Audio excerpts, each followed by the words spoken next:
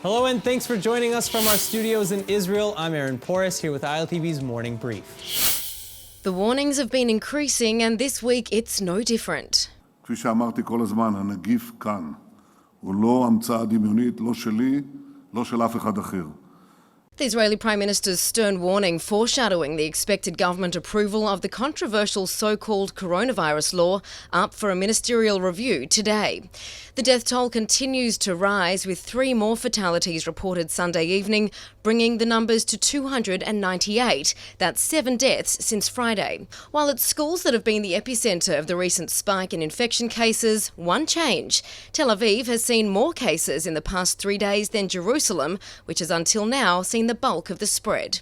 Amid fears of a second wave of the pandemic, Israel's national carrier El Al announcing it will extend its ongoing suspension in regular passenger services until at least the end of the month. Under the new legislation likely to be passed, the government would be given special powers to deal with COVID-19 for 45 days.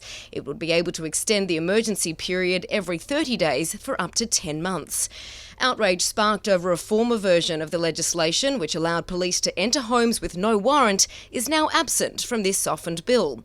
It does, though, allow the government to apply lockdowns and order people into quarantine, as well as giving police power to disperse public gatherings under the threat of fines or even prison sentences. Businesses will be closed down if they don't heed social distancing orders, and neighbourhoods can be declared restriction zones for up to a week, also liable to an extension. Defence Minister Benny Gantz taking to Facebook to say that individual liberties will be protected. Justice is set to be served after the killing of an Israeli soldier during a raid of Judea and Samaria last month.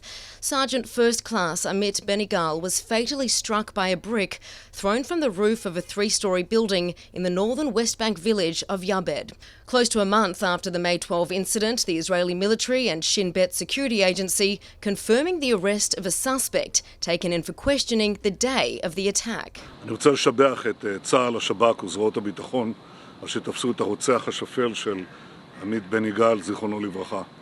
The suspect is 49-year-old Nazmi Abu Bakr, a resident of Yabed who lives in the building from which the rock was thrown. The Shin Bet saying he was one of several suspects accused, but in recent days confessed to the crime.